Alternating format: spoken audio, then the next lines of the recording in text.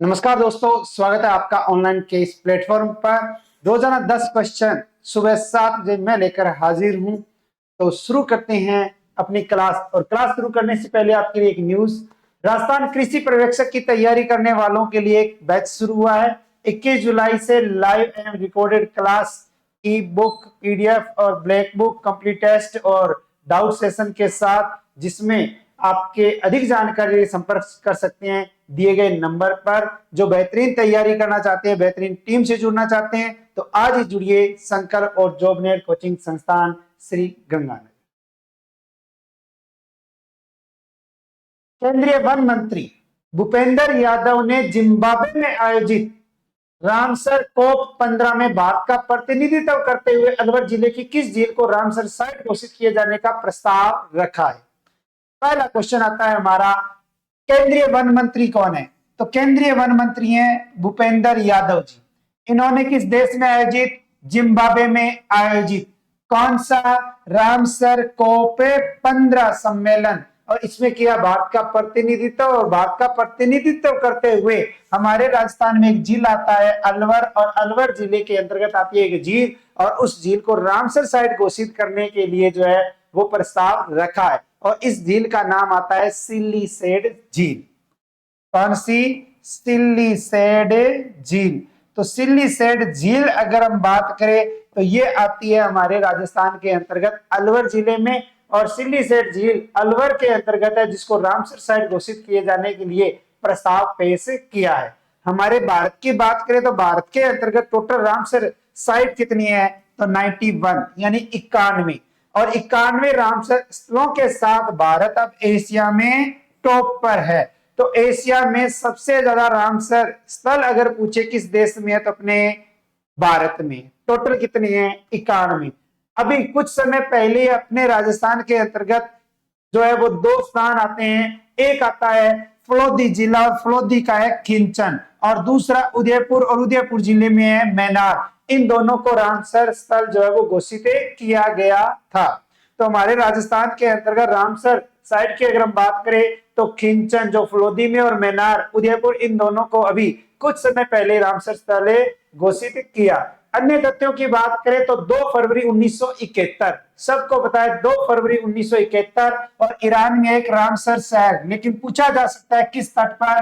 Caspian सागर के तट पर एक विश्व सम्मेलन का आयोजन किया गया था। रामसर समझौता अस्तित्व में कब आया था? तो रामसर समझौता 1975 में आया था, लेकिन भारत शामिल कब हुआ था? 1982 में। तो रामसर की बात करें तो एक सम्मेलन 2 फरवरी 1971 ईरान के रामसर में कैस्पियन सागर के तट पर। रामसर समझौता कब हुआ? तो 1975 में जो है वो अस्तित्व में आया था। ठीक है। और भारत अब इसमें शामिल होने की अगर बात करें तो भारत शामिल हुआ 1982 में। और 2 फरवरी को आयोजन हुआ, इसलिए विश्व आर्द्र भूमि दिवस अगर पूछे कब मनाया जाता है तो 2 फरवरी को मनाया जाता है। लेकिन प्रथम बार यानी पहली बार आर्द्र भूमि दिवस कब मनाया गया? 2 फरवरी 1997 में मनाया गया था। तो ये क्वेश्चन बहुत अच्छा और इंपॉर्टेंट बनता है कि प्रथम आर्द्र भूमि दिवस कब मनाया गया था? 2 फरवरी 1997 में। भारत का पहला रामसर साइट अगर पूछे कि भारत का पहला रामसर साइट कौन सा है? भारत का पहला रामसर साइट, तो भारत का पहला रामसर साइट जो है वो तो आता है आपका चिल्का झील। कौन सी? चिल्का झील आती है। तो चिल्का झील जो है वो उड़ीसा में। और राजस्थान की पहली रामसर साइट पूछे तो कौन सी है? केवला देव। केवला देव के अलावा एक और है, वो आप बताएं कौन सी है?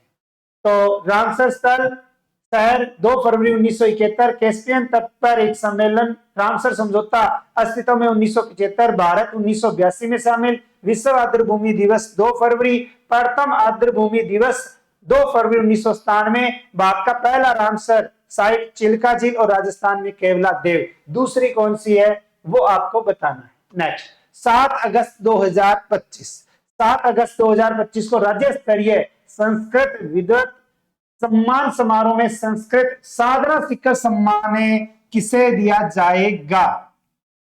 कौन सा? संस्कृत साधना शिखर सम्मान। कब? 7 अगस्त 2025 को। हमारे राजस्थान के अंतर्गत जो है वो एक आयोजन होगा और इस आयोजन में नाम आता है हमारे राजस्थान के एक व्यक्ति का जिसका नाम है कैलाश चंद्र मुंदड़ा। नाम आता है कैलाश चंद्र मुंदड़ा। और कैलाश चंद्र मुंदड़ा की बात करें तो इनको मिलेगा संस्कृत साधना शिखर सम्मान। अब हम बात करेंगे 3 अवार्ड या 3 पुरस्कारों की। संस्कृत भाषा शिक्षा व संस्कृति के क्षेत्र में उल्लेखनीय योगदान के लिए उदयपुर के डॉक्टर भगवती लाल और डॉक्टर भगवती लाल सुखवाल और इनको संस्कृत विद्वत सम्मान और डॉक्टर पंकज मरमट को संस्कृत युवा प्रतिभा सम्मान और सर्वोच्च सम्मान है संस्कृत साधना शिखर सम्मान जो चित्तौड़गढ़ के कैलाश चंद्र मुंदड़ा को दिया जाएगा। तो हमारे राजस्थान के अंतर्गत 7 अगस्त 2025 को हमारे राजस्थान में संस्कृत भाषा शिक्षा और संस्कृति में उल्लेखनीय योगदान के लिए डॉक्टर भगवती लाल सुखवाल को संस्कृत विद्वत सम्मान और डॉक्टर पंकज मरमट को संस्कृत युवा प्रतिभा सम्मान और हमारे राजस्थान के कैलाश चंद्र मुंदड़ा जो चित्तौड़गढ़ के हैं इनको संस्कृत साधना शिखर सम्मान से सम्मानित किया जाएगा। नेक्स्ट 16 से 19 जुलाई 2025 16 से 19 जुलाई 2025 तक Thailand world strength lifting championship में जयपुर के किस खिलाड़ी ने ब्रॉन्ज मेडल जीता है। आयोजन कब हुआ? 16 से 19 जुलाई 2025। किस देश में हुआ? थाईलैंड में। Thailand world strength lifting championship और इसमें किस जिले के? जयपुर का एक खिलाड़ी जिसने जीता ब्रॉन्ज मेडल। और इस ब्रॉन्ज मेडल की बात करें तो नाम आता है हमारे राजस्थान के अंतर्गत एक खिलाड़ी जिसका नाम है पवन कुमावत।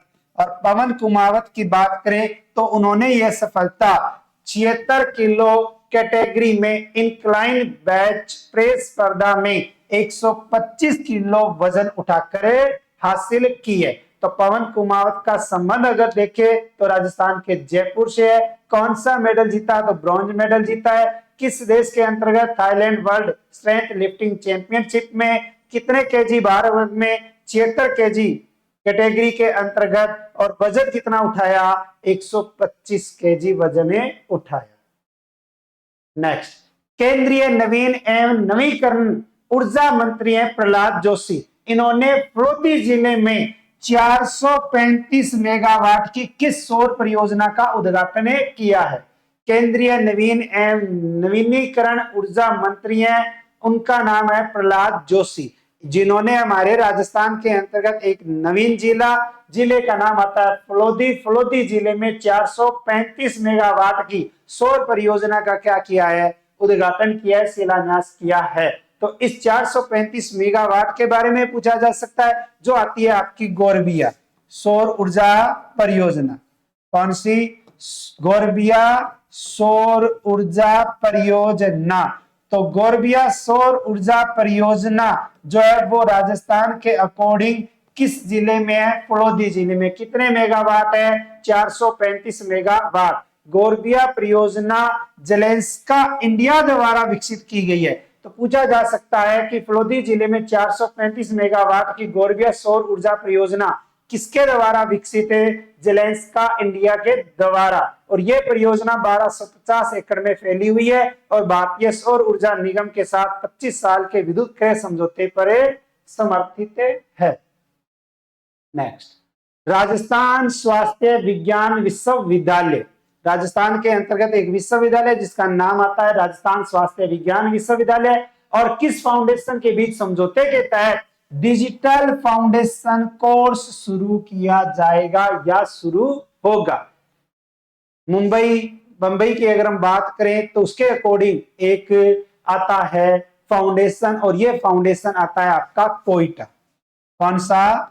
कोइटा फाउंडेशन और राजस्थान स्वास्थ्य विज्ञान विश्वविद्यालय, इन दोनों के तहत हुआ समझौता और समझौते में डिजिटल फाउंडेशन कोर्स की क्या की जाएगी? शुरुआत की जाएगी। इस संबंध में 24 जुलाई 2025 को चिकित्सा स्वास्थ्य मंत्री है राजस्थान के गजेंद्र सिंह खीमसर और विश्वविद्यालय के कुलपति है डॉक्टर या प्रोफेसर प्रमोद येवले, इनकी उपस्थिति में एक समझौते पर हस्ताक्षर किए गए। यह कोर्स मेडिकल छात्रों और स्वास्थ्य कर्मियों को डिजिटल हेल्थ टूल्स की जानकारी और उनके प्रभावी उपयोग का प्रशिक्षण देने के उद्देश्य से तैयार किया गया। नेक्स्ट, 103 मेजर मिनरल ब्लॉक्स की नीलामी। तो पूछा जा सकता है कितने मेजर मिनरल ब्लॉक्स की नीलामी, तो 103। नीलामी में राजस्थान पूरे देश में किस स्थान पर है, तो राजस्थान का स्थान है पहला, यानी कि प्रथम स्थान पर है।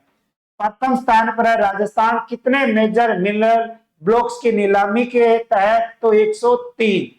केंद्र सरकार द्वारा वर्ष 2016 और वर्ष 2016 में अधिसूचित किए गए प्रावधानों से अब तक पूरे देश में प्रधान खनिज के 500 ब्लॉक आवंटित हुए।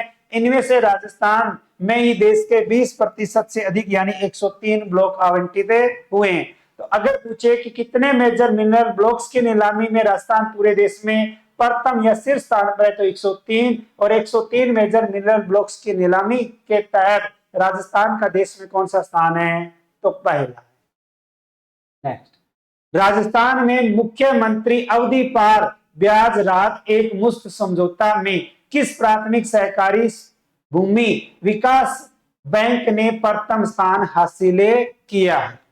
हमारे राजस्थान के अंतर्गत राजस्थान में मुख्यमंत्री अवधि पार ब्याज राहत एक मुश्त समझौता, और इस समझौते के तहत प्राथमिक सहकारी भूमि विकास बैंक जो है वो हमारे राजस्थान के अंतर्गत आता है बिल्लाडा का। और बिल्लाडा है कहाँ, जोधपुर है।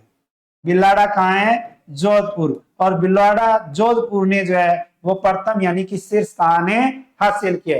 भूमि विकास बैंकों के ऋणी सदस्यों को राहत देने के लिए राज्य सरकार द्वारा लागू की गई मुख्यमंत्री अवधि पार ब्याज राहत एक मुश्त समझौता योजना, और इसको क्रियान्वित करने में बिल्लाडा जो जोधपुर और चित्तौड़गढ़ प्राथमिक सहकारी भूमि विकास बैंकों द्वारा उत्कृष्ट प्रदर्शन किया गया है। तो प्रथम स्थान पर है बिल्लाडा और दूसरा आता है आपका चित्तौड़गढ़, या दोनों पूछे जा सकती हैं, तो बिल्लाडा और चित्तौड़गढ़ ये दोनों जो है वो इसमें प्रथम और द्वितीय स्थान पर रहे हैं। तो बिल्लाडा जो है वो PLDB 62.3% वसूली के साथ प्रथम स्थान पर है, और चित्तौड़गढ़ PLDB 59.48% वसूली के साथ राजस्थान में द्वितीय स्थान पर आया। नेक्स्ट, 25 से 27 जुलाई 2025 तक एंडोकॉन 2025 राष्ट्रीय सम्मेलन का आयोजन कहाँ किया जाएगा। कब से कब तक, 25 से 27 जुलाई 2025 तक एंडोकॉन 2025 राष्ट्रीय सम्मेलन, और इस सम्मेलन का आयोजन जो है वो किया जा रहा है हमारे राजस्थान के अंतर्गत जयपुर में। और यह सम्मेलन society of gastrointestinal endoscopy of India का 25वां वार्षिक सम्मेलन होगा, जिसकी थीम अगर पूछे तो इसकी थीम भी पूछी जा सकती है, बेसिक एंड एडवांस्ड फिर भी सेफ एंड रेशनल एंडोस्कोपी जो है वो इसकी थीम में रखी गई है। तो 25 से 27 जुलाई 2025 तक एंडोकॉन 2025 राष्ट्रीय सम्मेलन का आयोजन जो है वो कहाँ किया गया, तो जयपुर में किया गया।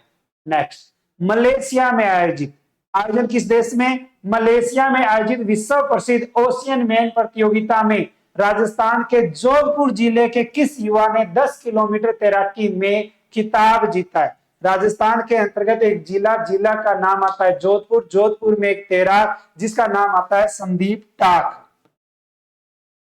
नाम आता है संदीप टाक। और संदीप टाक के ने जो है वो इसके अंतर्गत ओशियन मैन प्रतियोगिता में भाग लेकर जो है वो ये उपलब्धि हासिल की है, और जिसमें 36 देशों के प्रतिभागियों ने भाग लिया। तो आयोजन हुआ मलेशिया में ओशियन मैन प्रतियोगिता, हमारे राजस्थान का जोधपुर जिला, जोधपुर के अंतर्गत एक खिलाड़ी संदीप टाक जिसने 10 किलोमीटर तैराकी और वो भी किसमें, ओशियन मैन प्रतियोगिता के अंतर्गत जीती है। नेक्स्ट, जोधपुर जिला, जोधपुर के किस डॉक्टर को विश्व स्वास्थ्य संगठन की civil source commission steering committee में 2 वर्षों के लिए सदस्य बनाया गया है या नियुक्त किया गया है। तो जोधपुर का एक डॉक्टर, इस डॉक्टर को विश्व स्वास्थ्य संगठन की civil source commission steering committee में 2 वर्षों के लिए सदस्य नामित किया गया, जिनका नाम आता है डॉक्टर अरविंद भटनागर। डॉक्टर अरविंद भटनागर। और डॉक्टर अरविंद भटनागर की अगर हम बात करें तो माथुर, भटनागर नहीं माथुर आ जाएंगे इनका नाम। डॉक्टर अरविंद माथुर। और यह समिति अगर देखें तो यह समिति है स्विट्जरलैंड में, और स्विट्जरलैंड के अंतर्गत आता है जनेवा। जनेवा जो है वो कहाँ है? स्विट्जरलैंड में। विश्व स्वास्थ्य संगठन की सिविल सोर्स कमीशन है, स्टीयरिंग कमेटी, और इसमें इनको क्या बनाया गया है? सदस्य बनाया गया है। कल आपसे एक क्वेश्चन पूछा गया था, जयपुर में 298 साल पुरानी तीज माता की सवारी का पहली बार लाइव टेलीकास्ट कब किया जाएगा? तो इसका राइट आंसर है 27 व 28 जुलाई 2025।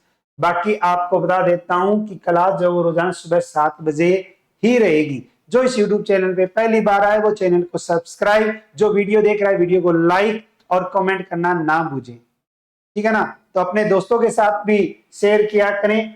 आभा आईडी बनाने में राजस्थान देश में कौन से स्थान पर? क्वेश्चन फॉर यू के तहत आपको इस क्वेश्चन का आंसर मेन कमेंट बॉक्स के अंतर्गत देना है, ठीक है।